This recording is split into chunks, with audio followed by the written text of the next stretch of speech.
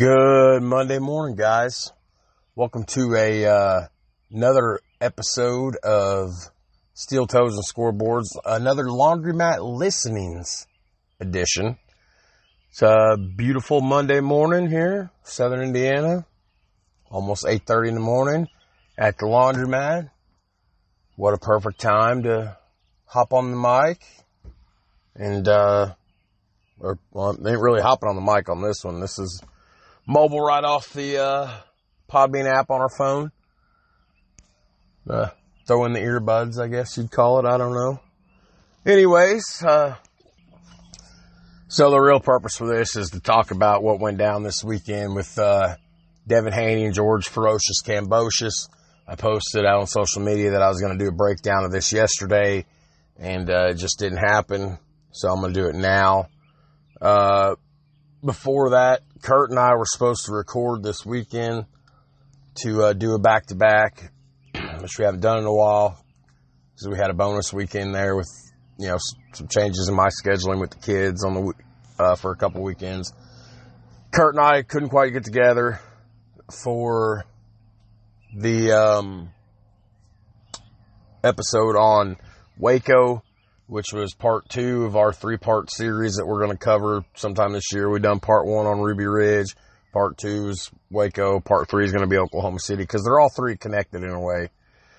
They're all 3 relatable. But Kurt and I will try to do that again here in a couple weeks. Obviously, this coming weekend will be out because I'll have the kids, but we will try to do a weeknight episode. Wednesday night be about my only free night this week. So, but, there's a bunch to talk about in sports and everything, bunch going on in the world we could talk about if we really wanted to. But anyways, so, I took some notes with me here at the laundromat just because there was a couple things I wanted to point out about this. You think about how many professional boxing fights there is in a year, and there's a lot. And the schedule always changes because, some fights get canceled, replacement guys get put in, some fights get just made on a whim. The schedule's always changing.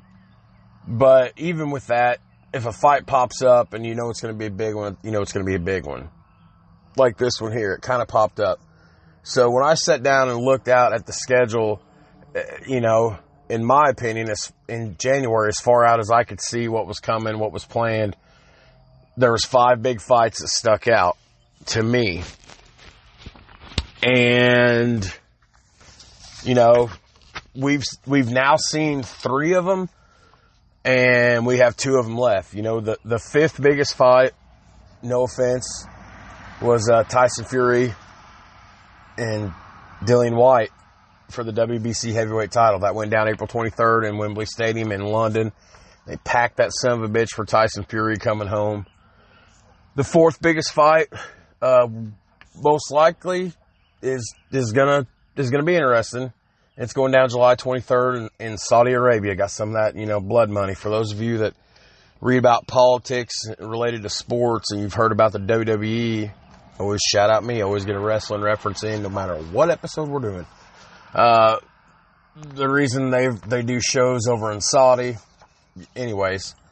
But you got Alexander Usyk against Anthony Joshua 2 for all the babies. WBA, IBF, WBO, and IBO heavyweight titles. Of course, boxing is ran by 4 governing bodies. Sanctioned by 4 governing bodies. And of course, it's always, that's why the title picture, some people get it confused because you've got Undisputed and you've got Super and you've got Legacy this and it gets confusing. And, basically each governing body has champion and challengers. And anyways, so that's the 4th biggest fight going down. And that's going to be interesting because, if Usyk wins, I'd like to see Anthony Joshua win. But if Alexander Usyk wins, that clamoring that's been going on for Usyk Fury according to Tyson, he's got nothing left to prove. Tyson Fury, he's done, right? That's what he said after his presser. Basically, Tyson Fury has no desire to step back in the ring ever again, right? Yeah, well, as I've said in every episode we've done, sports, at the end of the day, sports is a business. Pro athletes are entertainers. They're not only athletes, it's not only sports, but it's also entertainment. Sports entertainment, WWE, but it's the same for all. If there's money to be made, if there's money on the table, somebody is going to get the money made. And a fight between Usyk and Fury would do huge gate records. But anyways, fuck that. The number 3 fight, of course, went down in Australia, Saturday night. Kambosos versus Haney, which we'll get to that. The second biggest fight of the year, and for my money, is probably going to go down as the fight of the year in all professional boxing and maybe all combat sports, including MMA. That was Taylor versus Serrano. These women, these girls, sold out the Garden. And to think, when they originally started putting this together, that little bitty small 3,000 seat venue theater thing right beside MSG, that's where they wanted to put these girls. But they sold out the Garden. They headlined at the Garden. And then, of course, the biggest fight of the year, and, Eddie Hearn and Matchroom Boxing's all over this. Canelo, Gennady Golovkin, Part 3. Triple G, Canelo, Part 3. That's going down in September. Where that fight's going down yet, I don't know. Maybe I do. I don't remember if I said it on the last episode or not. Anyways, getting ahead of ourselves. But so, here's what I want to get into this. So, going into this fight Saturday night. So actually, I should back this up.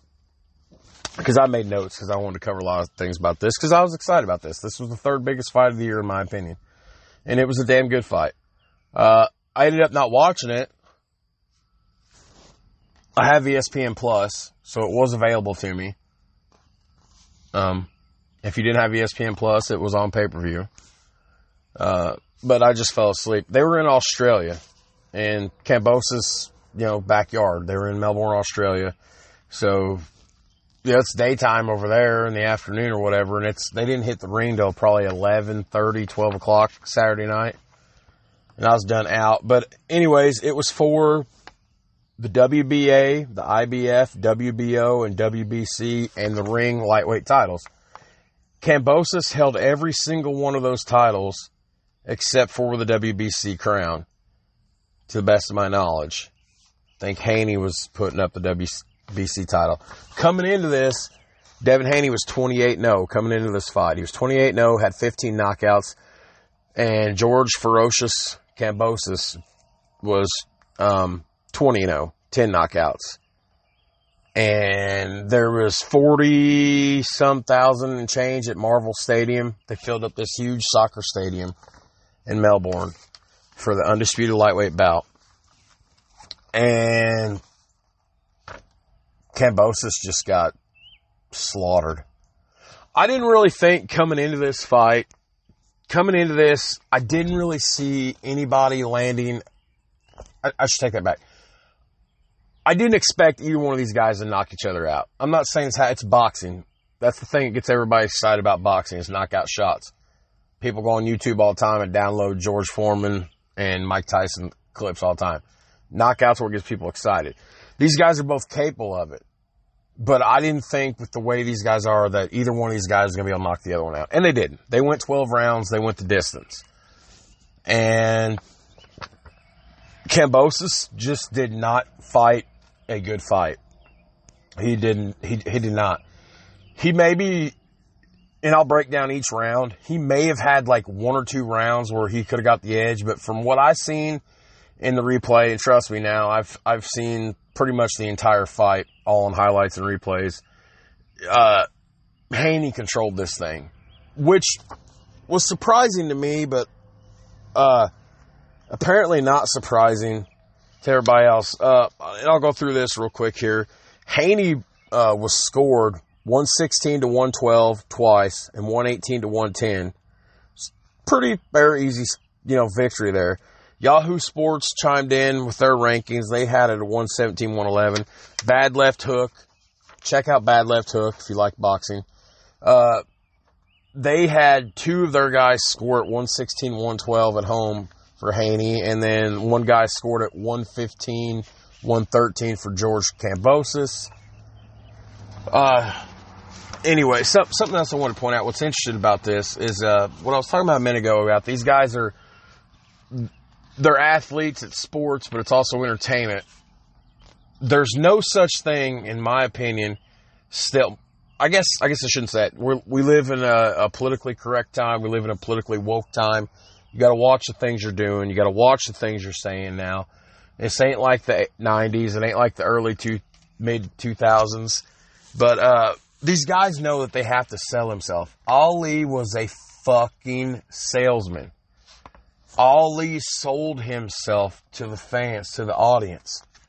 Mike Tyson was a badass, but he fucking kept that up all the time in public. He kept that persona up. And I'm not saying it wasn't a real persona. What you seen in public was a real, like the animation. Kambosos, and you shout at me. I get pro wrestling references. It don't matter. We could be talking about the Lord Jesus Christ. I'm going to get a pro wrestling reference in somehow, some way. Kambosos played the part in wrestling jargon of a heel, which was funny. He played a heel to everyone else, including, America here. And then they go down south, to the land down under. He goes back home to Australia, and he's universally loved. He's loved in the States a little bit, but not so. It reminds me in 1997, Bret Hart, pro wrestling, WWF, booed all over America, goes to Canada, goes to Europe. They fucking love him. He's the anti-American guy. He's pro-Canadian. Anyways, rambling. So, Kambosos was running his mouth. He was flapping them gums a little bit. Probably flapping them a little bit too much. Saying things he probably shouldn't have been saying. He really egged it on. Devin Haney, and I'll give it credit, Haney had to overcome a lot, okay? Haney had to fly 18 hours to Australia because they wanted the match done in Kambosos' backyard. That's where the fight had to take place. Haney's father, Bill, is his trainer. And if you've paid attention to any of the sport news, Bill didn't arrive in Australia until something like 18 hours before the fight took place because he had visa issues because, he was a convicted felon back in the day. So he couldn't get in the country, And then Kambosos had called him a rat and everything, snitched, the whole thing with Lopez, Google it, and calling everybody right. George Kambosos, all week long leading up to, well, not all week long, for months, but especially the last 2 weeks leading up to this fight that happened on Saturday night, really poked and really prodded at Devin Haney. And I gotta give Kambosos props on that. It was a dick move in theory, but it was doing its job, weren't it? He just it wasn't successful at it, but it was, so, and then they get in the ring, and to borrow a pro wrestling term, when something doesn't work out on live as it should when it's on paper, and then the bell rang, and it was a different side of everything. Haney, maybe his dad getting there on time would work. Devin Haney's only 23 years old. You got to think about that. He's younger than Kambosos. Haney's only 23 years old. Kid's only getting better. Scary good. And this is, I put this in my notes here, and like I said, I've actually have handprinted notes because this was this important to me. I wanted to make sure I got everything I wanted to talk about. I went back and checked Vegas odds right before they were locked for the evening. Whatever hour they were locked, I don't know. Haney was coming in at 154 favorite. Okay, that's basically what that means for those of you that don't know shit about sports betting. A 154 means you bet $154 to win 100. Kambosos, on the other hand, who had all the belts but the WBC crown in the lightweight 135-pound division, Kambosos was a 125-point underdog, which means you'd win $125 if you place a $100 bet. At the time the fight was announced, months ahead of time or whenever it was, Haney was at 189 and Kambosos was at 145. And I've got a slight problem with that because I kept looking at Haney as the underdog. And I know everybody's like, he's got more fucking wins. He's had more fights than and you know what? You were 110% correct on that. But from the way he carried himself, for the amount of gold he had stacked on him, maybe it's just Haney didn't get a fair shake. And, that's why people were assuming whatever. But I'm not in the minority here. If you actually go online and you look at some of the boxing chat rooms and you look at some of the boxing groups on social media, you look at some of the boxing accounts on Twitter, there actually was a pretty big, I wouldn't even call it smattering, there was a pretty vocal crowd that Kambosos was the favorite instead of Haney. So, either way, it was really interesting. And then what I thought was cool because Ferocious didn't make weight for the fight at first. A lot of people say it was psychological. I think it was so too. I think he was fucking with Devin Haney. So he, wasted time, fucked around. A few hours later, he came back, made weight fine. So I'm telling you this because I'm driving home the point of, he's in his home country. Nobody's going to boo him. But if this was back in the States where Devin Haney is from, George would have been slaughtered trying to leave the building. I'm pretty sure. But to his credit, George Kambosos, after the fight, would personally hand, not the ref, not the crew, not the guys in the corner for Devin Haney, George Ferocious Kambosos Jr. took every one of his titles over and handed them to Haney. And I put in here, there's some quotes from him. He said, "This is amazing for the sport, amazing for this country. At the end of the day, I want to take the best test, the hardest test. I'm going to give him full respect after his victory today, let him have his time, and we'll do it again. I thought the fight was very close, but I'm not going to wreck his moment. I had my moment last November, and my moment was wrecked now. Let him have his moment, and I'll see him again real soon." Haney, on the other hand, would say, "I take my hat off to him. He's a true warrior. Anybody that steps in the ring, I respect. There was nothing but respect in the whole buildup." Yeah, bullshit. Haney said there was nothing but respect in the whole buildup after. But anyways, Haney continued, "Even though he got disrespectful, I stayed respectful. I want to thank Kambosos and all of Australia for coming out. Thank you, George, for giving me the shot. A lot of these so-called champions wouldn't give me a shot. You were a true champion, and you gave me my shot." So, which brings us to, what we always talk about. Who's next? Is there going to be a rematch? Well, Devin Haney is contractually obligated. Okay?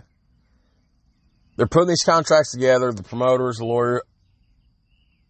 One thing I forgot to fucking look at, because, I just got back into boxing. I didn't watch boxing for a long time. I've just kind of got back into boxing. When me and Kurt last August or July, whenever it was, did our Tyson vs. Ali episode, and I was watching old boxing. So I've kind of got back into boxing. And you've heard me say the prima donna, the number one guy in boxing, the number one promoter, Eddie Hearn, Matchroom Boxing. Devin Haney tweeted something at Eddie Hearn following this fight or before this fight or something. Somewhere in that area. I don't know. I don't have all the details of that. But I don't know if Eddie Hearn is attached to this or not. Eddie Hearn's the smartest promoter in boxing. He's the biggest asshole in boxing. But he's good at his fucking job. And that's what makes it scary. That being said, and I'll be right back. I have to go change my laundry. So anyways, I lost my train of thought there. I had to go in and change the laundry over. That's my bad. But anyways, like I said, I don't know if Matchroom and Eddie Hearn is a part of this or not. Either way, the guys that work these contracts up and these agreements and everything, they're smart because Haney's contractually obligated to give Kambosos the rematch. And the whole fucking thing about this is if the rematch happens, when it happens, it has to go down in Australia again, which means George Kambosos. And I love this kid. I love Ferocious. But you talk about a stacked deck against Haney. If the rematch happens, when it does, it's got to go down in Australia again because it was already agreed upon in the terms. However, there's a bunch of challengers out there already that, we could see, fight. Like, the number one I'm thinking of is probably Tank, Gervonta Davis. But in order to ensure that he gets his rematch with Kambosos, who's to say he wouldn't lose the title against Tank? So it very well could be that the next fight that happens for either of these two guys is a rematch with each other. Kambosos pretty much, within day, which I mean, it's 2 days removed now. He's been pretty vocal already after the fight at the press conference. I don't know if he's put anything out on social media. I actually have not checked either one of these guys' social media personally yet, but he's already been very vocal that he wants this rematch to happen. And Devin Haney now, after, going through all the hurdles and dealing with all the bullshit, Haney's not exactly entertaining the idea yet. So, Kambosos said, "I'm a warrior. For me, this is adversity. I have to come back. It's part of the game. I'm not here to protect zeros. We'll do it again. This is going to make me hungrier. I gave him the opportunity. I'm sure he'll give me the opportunity now." Devin Haney responded by saying, "Of course it makes sense. The people want to see it. The network wants it. Then of course I'll do it. If not, then I'll fight whoever. Doesn't matter. I'm not ducking or dodging nobody, but it's got to make sense," which goes back to the point I've said. At the end of the day, sports is a business that turns a profit and makes money. And if there's money to be made, it's going to be made. It doesn't matter if we're talking about a baseball game or a baseball team, talking about two fighters. If there's money to be made, it's going to be made. Kambosos, though, like I said, I think I mentioned it earlier. He said, I'm going to give him his full respect. I'm going to let him have his time, and we'll do it again. I thought the fight was very close, but I'm not going to wreck his moment, which, as I mentioned earlier. But the build up to this fight,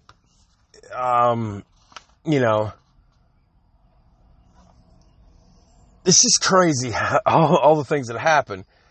Kambosos with the trash talk because he's not afraid to run that mouth. Devin Haney's father being a convicted felon years ago before Haney was, born. He's paid his dues. He's having trouble getting visa access to get in Australia. Okay?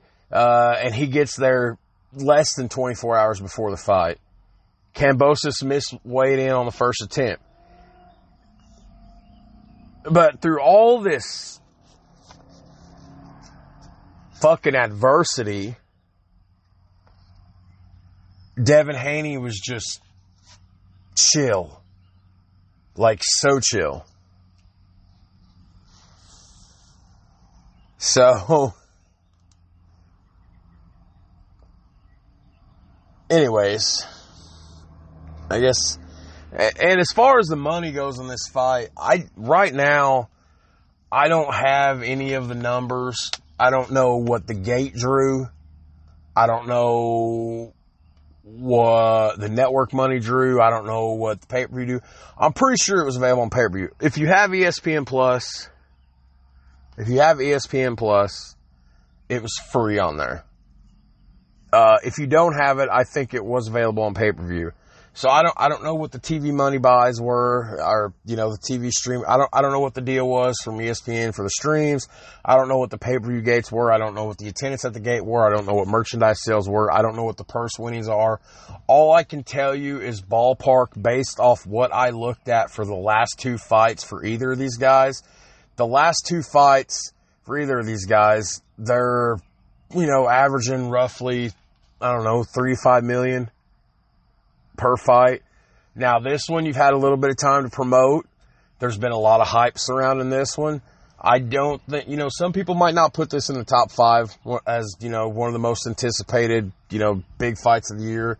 Some people might put it down a little lower. Some people might put it in the top 10. Some people might put it outside the top 10 in the top 25, whatever. I put this as a top 5 fight. That's me. That's what I'm going to do. So I don't have the numbers, but ballpark off their last couple fights, these guys were running like, 3-5 mil per fight.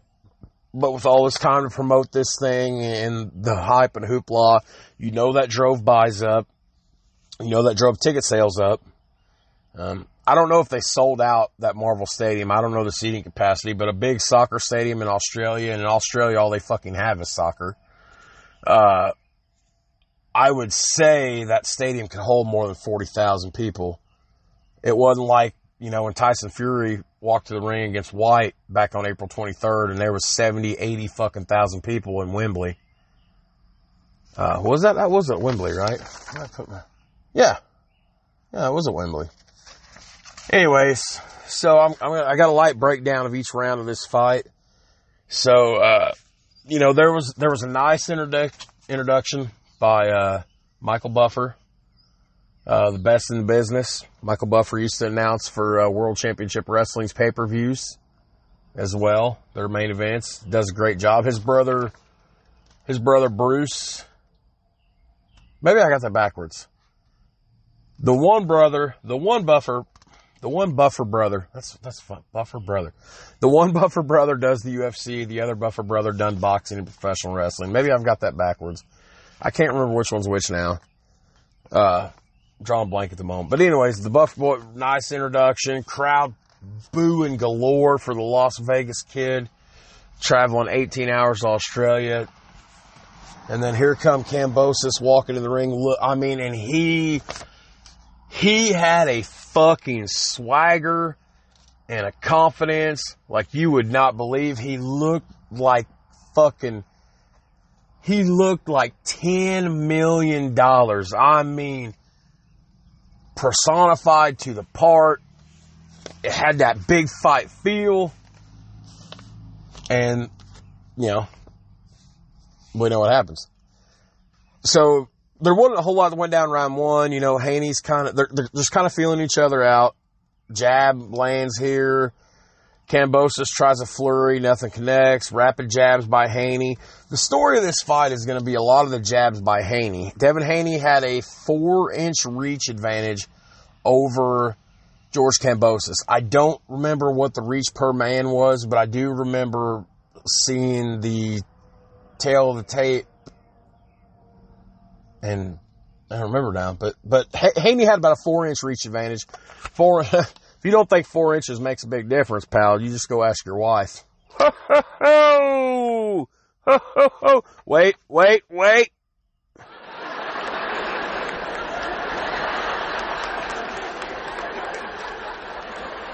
I said, if you don't think 4 inches is a big difference, go ask your wife.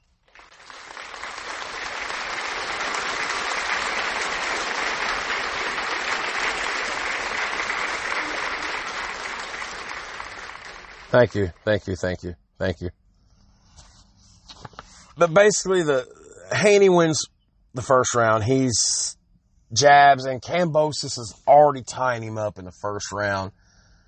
And I seen the replay, like, what the fuck are you doing? Now, keep in mind, I seen the replay after the fight happened in real time, because like I said, it potentially, depending on how long, and they had a good undercard. I'm not going to go through the undercard. You're not here to talk about the undercard. You're not here. You don't give a fuck about the undercard. Depending on how long the undercard ran, it was potential for these guys not to take the ring until after midnight. Could have been 1, 2 a.m., depending. So, but keep in mind, I watched 95% of the fight in highlights and replays. And, you know, I'm sitting there watching, and this is, like I said, this is the morning after the fight. You know, this is like, 11 o'clock yesterday morning, I'm watching this. And he's tying him up in the first round. I'm like, what are you doing? Like, you can beat this guy. And, round 2 comes out. Haney's establishing the jab. Kambosos misses a right hand. Right hand by Kambosos. Haney charged in, looking to land a left. Jab for Haney again. There's a lot of clinching and holding going on. Judge scores at 19-19.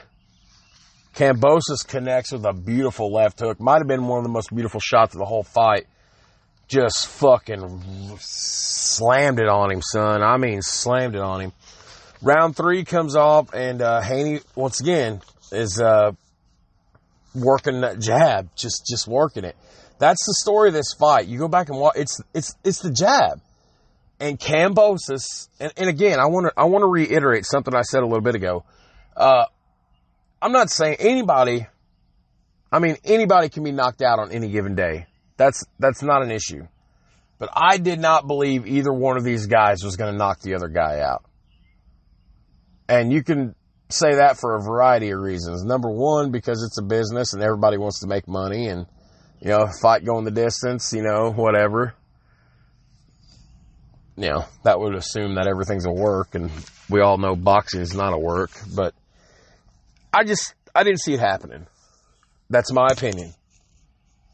I'll keep going through the rounds here, but, there was so much clinching going on. By round 3, things are looking a little different. Haney's coming up with combinations. Both guys are landing body shots to the inside. That's what I wrote in my notes here. Haney gets in with a chopping right hand, and then Kambosos has, towards the middle of round 3, end of round 3, he throws this fucking, I guess in football you'd call it a Hail Mary, just a wing and a prayer. Just throws this shot, and completely wild, and it nothing but air.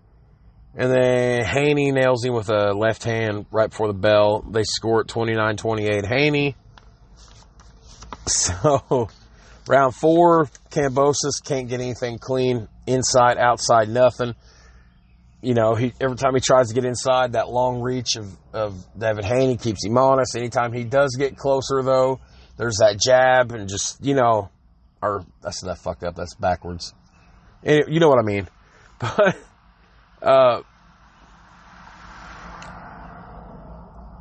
nothing much really happens in round 4. Haney gets a hard right hand around the guard, right to the body. Kambosos gets tagged by a left while struggling to even throw punches. Kambosos came back with a beautiful jab that the fucking 42,000 people just popped out of their seats for. Kambosos eats a left, takes a bump, nice bump. 39-37 Haney. Round 5 comes along. Uppercut. Haney just nails Kambosos in the jaw. And I'm like, oh, fuck. If I didn't already know the outcome, I'm like, oh, fuck. Crowd by this point, by the middle of round 5, the crowd is, the crowd's starting to see that if this goes the distance, if Kambosos don't come out in round 6 and make a strategy change here, that something bad's going to happen as far as scoring, because by this point in the middle of round 5, into round 5, it's clear that Devin Haney is in complete, total control of this fight. Kambosos just can't do anything with him. I really don't know what his strategy was for this. I mean, anytime he tried to get close, Haney would sidestep and nail him with a hook, or he would just jab at him. The story of this fight, you go on YouTube and you watch it, or you Google anything about the results, and I bet you 90% of it somewhere is going to say the story of the fight was the jab. The jab by Haney. The jab by Haney. Like, you know what? I'm not going to even go through the rest of the rounds with you, because we're in round 6 here now. It just, I mean, Kambosos got in some shots. He did. He did. That is absolutely true.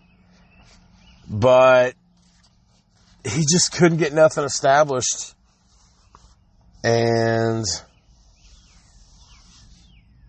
I don't know. For what Devin Haney had to go through, hats off to him. Kambosos fucked with him mentally and emotionally. He was emotionally traumatized because, he thought his dad might not be making it to the show. His dad's, basically his biggest trainer. But this kid's 23 years old now. And the lightweight champion division in boxing is 135 pounds. 135.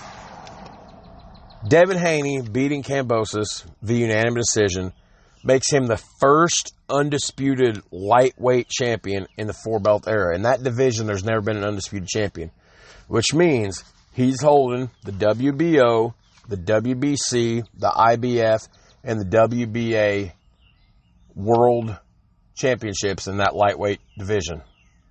Okay? Those are the 4 sanctioning bodies in boxing. Of course, there's a couple other championships. There's some outlaw bodies. There's some independent bodies, whatever you want to call them, like the ring championship, which that belt was also on the line as well, but it's not really universally recognized as a world championship to me. I don't even know if they recognize it as a world championship. It's more of an independent thing. But there has been undisputed champions across the Big Four and other divisions. That's happened, but not in this one. And for it to happen, and it happened on enemy soil, in the backyard of the guy you beat for the championship, the guy that's taunted you for months, especially last week, the guy that fucked with you about your dad not making it, the guy that fucked with you by not making weight, so then you think you're not going to get a fight, and then he just goes and disappears for a couple hours just to fuck with you and make you wander. All this shit, and you do it all, and you're 23 years old. You're 23 years old. And then you're only going to get better. You are only going to get better. And that's scary.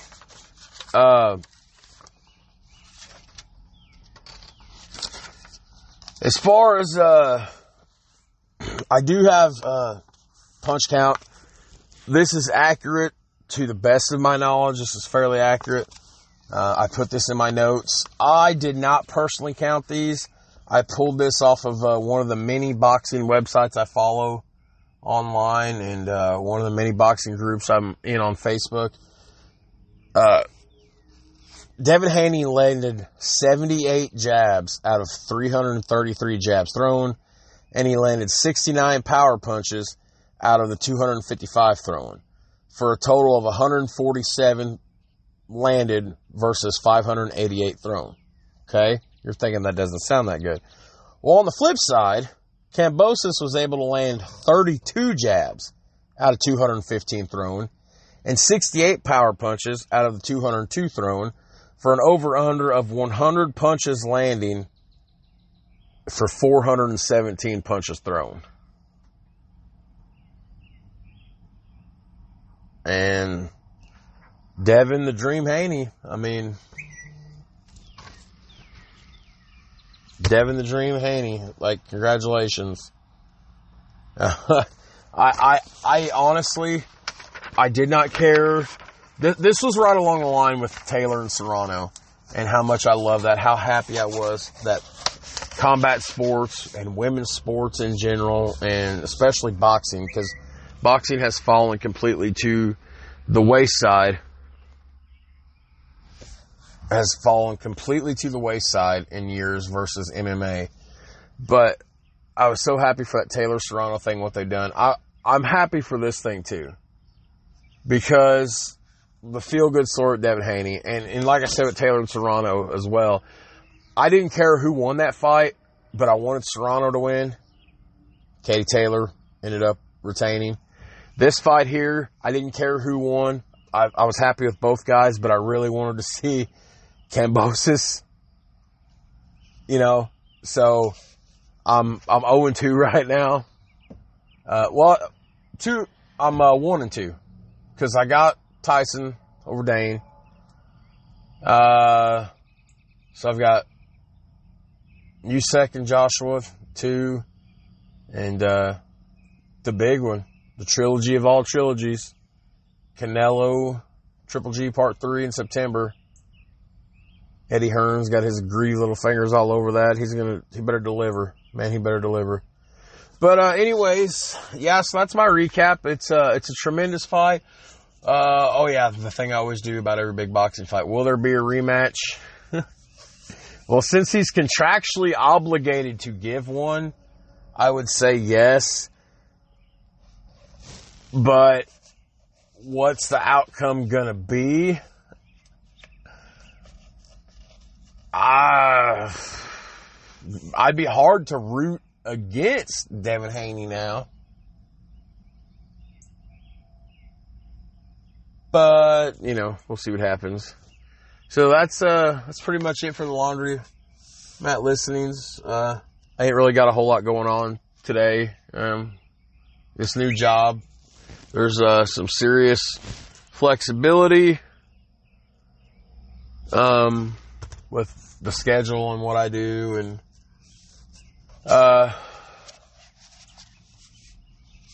I keep getting distracted. So I've started this new health kick. I've been posting on social media about it all weekend. My fat ass signed up for the gym. I'm changing my diet.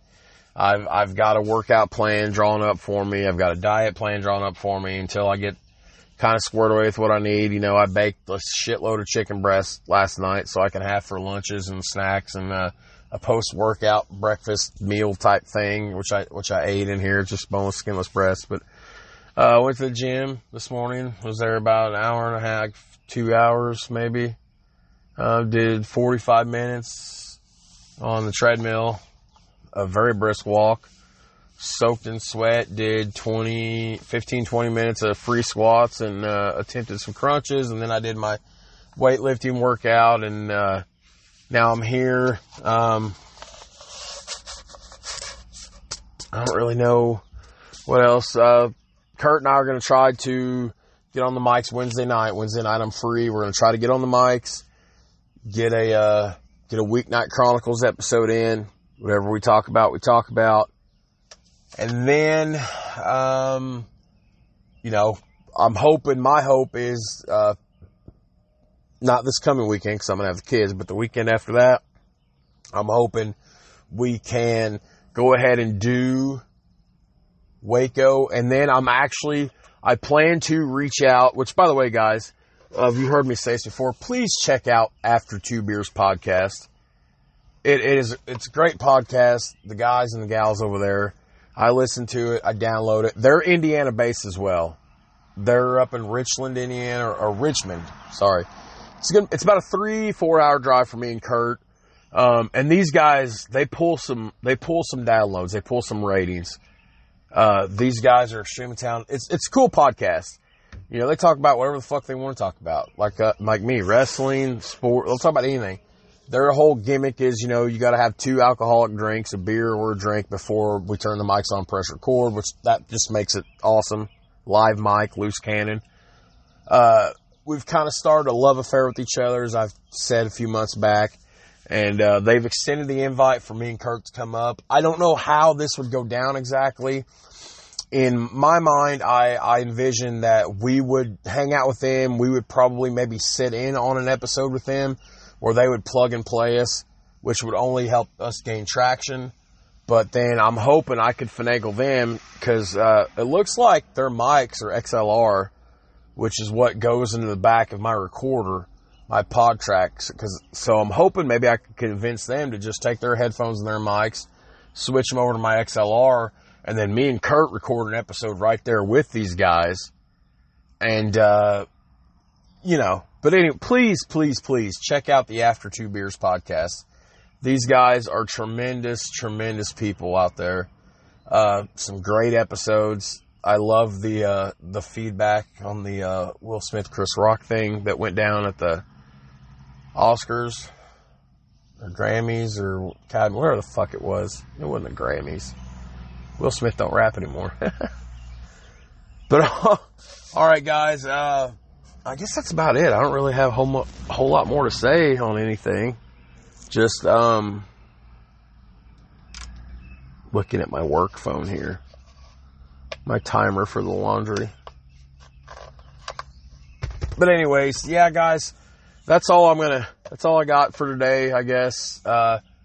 We'll see you guys next week. Once again, I want to thank everybody for the support over the podcast. That's the last thing I'm going to say. I keep reaching for these cigarettes, man, and I don't have cigarettes anymore. There's an empty pack in here. I'm telling you. I smoked my last one about 2 o'clock this morning. This whole thing, I'm taking it very seriously with this whole fucking lifestyle change, this diet. But I guess it's a force of habit. That's kind of fucking with me right now. Like, think about how many things you do in your life every day because it's a habit. Like, I know I'm out of cigarettes, but then I forget about it for about 10 seconds. And I'll reach down to grab, and then I'll realize there's nothing in the spot where my cigarettes used to go. Like, I'm going to start to get fidgety. Smoked the last one at 2 a.m. I'm still holding good, because, before with work schedules and things, especially down at the foundry, I'd have to wait a little bit here or there. So I'm not saying, I'm not used to that. I'm not saying I wouldn't have to wait a little bit for that. 12 hours or something. But I'm eventually going to start getting fidgety. I got to find some sugar-free fucking candy, something, because I can just go pig out on any fucking thing I want now. I don't want to go back to dipping as an alternative. I quit dipping and started smoking, as dumb as that was. And then I would dip at work when I couldn't smoke. And I don't want to really start dipping as an alternative. My teeth's already fucked up enough the way it is because I didn't take good care of my teeth when I was a kid. And I'm diabetic. Let that be a PSA to all the younger listeners out there, however few we had. I didn't take care of my teeth when I was a kid. I lied about it to my parents. So now my teeth, I look like, no offense to my co-host who's not here to defend himself, but meth rots your teeth, as he well knows. My teeth are, I have them. They're not falling out, but some of them are rotted. That's just from, I look like a meth head. That's just from not taking care of my teeth. So I really don't want to do any more damage by dipping, but I need something because I'm getting fidgety. My hand is twitchy, and I feel like a crack addict looking for a next fix or something. I'm extremely upset here. But yeah, so that's what's going on, guys. Please check out the After Two Beers podcast. I personally want to thank each and every one of you people that listen. I kind of keep our numbers private to myself, because I was embarrassed in the beginning at how slow we were taking off, which I guess it takes a while to build the brand. It really does. But we're a year in now. Our numbers are starting to gain a little bit of traction. We're averaging about, we have a high download count, but we're averaging about only 10 downloads an episode. And then, then we'll have a random day come through every once in a while where we'll come through and it looks like somebody will literally download half the catalog, because we'll have a day where, we'll have a 10 download day and a random middle of the week when we haven't had an episode out in 2 weeks. back in April, we had a random day towards the end of April where somebody come through and they downloaded and listened to like 21 episodes. Just boom, boom, boom, boom, boom, boom, boom. So those are fine, but I would like to see more than a 10 download average. So please, if you enjoy hearing me and that idiot best friend of mine who's not here to defend himself because he's working and I don't work with him anymore. If you'd like, if you like what you hear, spread the word to your friends, and let them know, hey, these guys that ain't all sports, they do bonus episodes, bonus content. They talk about shit from the other side. It's, steel toes and scoreboard, or as Kurt says, now it's house shoes and scoreboards because I'm not, But at any rate, guys, for Kurt Kelly, well, not for Kurt Kelly, for myself, for Jared Atkins, this has been another episode of Steel Toes and Scoreboards, the Laundromat Listenings episode. I appreciate you guys. I love you guys, and we'll see you later this week, hopefully, for a weeknight episode. Thanks, guys.